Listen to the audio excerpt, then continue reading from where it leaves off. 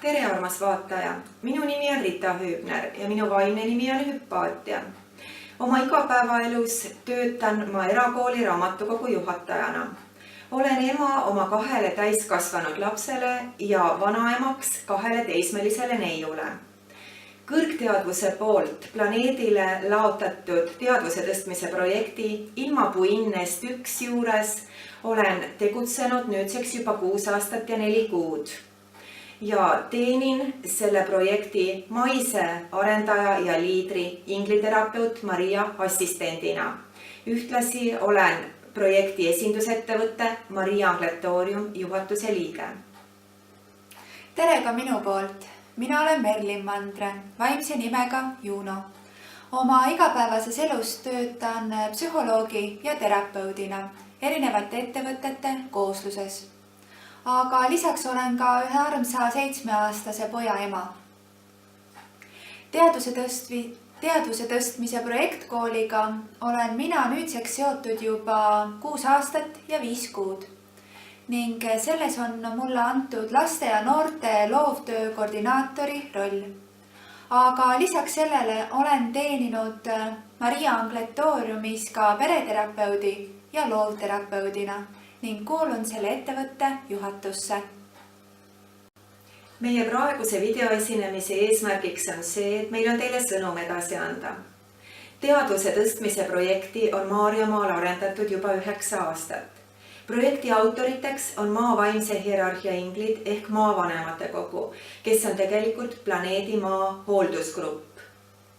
Nende sõnumeid vahendab ja maapealset tegevust juhib ingliterapeut Maria, kes on saanud selleks spetsiaalse ettevalmistuse, aga kaasab ka oma eelnevas ilmalikus elus saadud kooliõpetaja, karjäärinõustaja ja koolitaja pädevusi.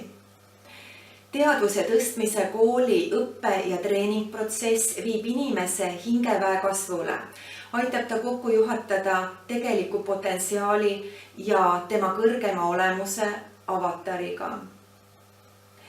Iga inimese individuaalsest iseloomu muutusest ja teadvuse kasvust saab alguse ühisteadvuse muutumine. See projekt on rahvusvaheline ja mõeldud laienema Maarjamaalt kogu planeedile. Kuna seda projekti on tõepoolest arendatud juba mitmed aastad, siis selle aja jooksul on olnud mitmeid erinevaid etappe. Kõigepealt siis armsa ingliterapeut Maria erakluse periood, mil teda treeniti kõrgteaduse poolt. Aga samal ajal loodi ka kooli algkarkass erinevate blogiliste klassiruumide näol. Sellele järgnesid juba esialgsed koostööharjutused tollaste abilistega. 2012. aastal saabusime meie, kellest sai projekti vabatahtlikud egoravi testijad. Meie kaasabil loodi koolile uusi näidiseid.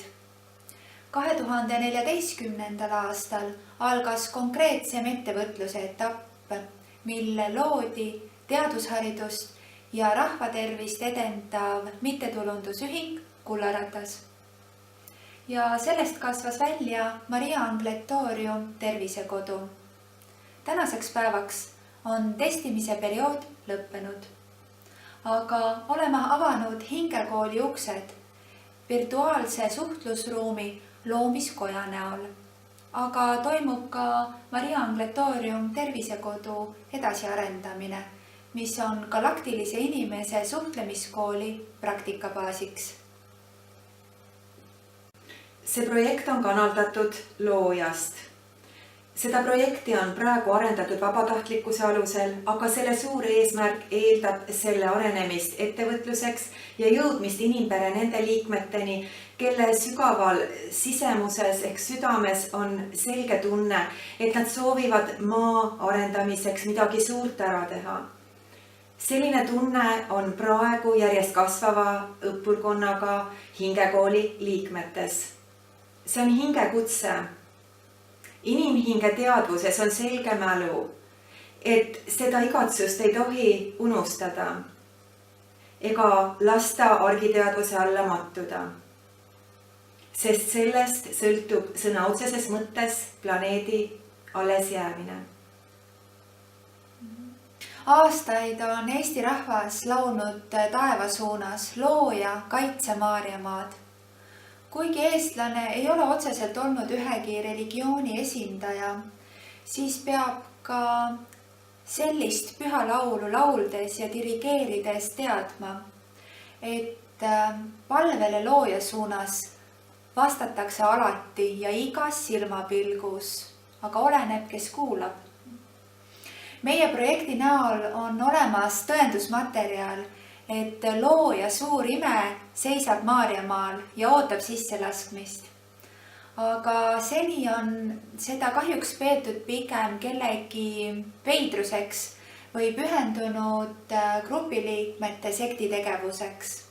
Ja tegelikult ei ole keegi tulnud uurima ja lisateavet saama, et millist abi planeedile Maa on siis ikkagi võimalik looja abil saada. Praegu on oluline teada järgmist. Kõrgemale minnes tuleb ikka ülespoole liikuda ja suuta vastu võtta kõrgteadvuse poolt pakutud abikäsi. Kõrgteadvuse liikmete hulka ei saa pürgida madala ühisteadvuse paradigmat järgides ja vanamoodi mõteldes. Kui ma hingekooli tegevusele tagasi mõtlen, siis just uutmoodi mõtlema hakkamine on kõige raskem. Aga just see on see võti, millega saab oma teadvusele uut taset luua.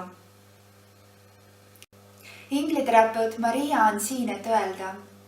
Planeedi ülestõusus seisneb kogu senise evolutsiooniloo lõpupidu.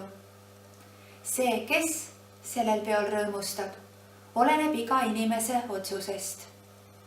Meie loodame südamest, et on piisavalt neid, kes võtavad vastutuse laste hoolekande, aga ka selle eest, et elu planeedil Maa võiks alles jääda.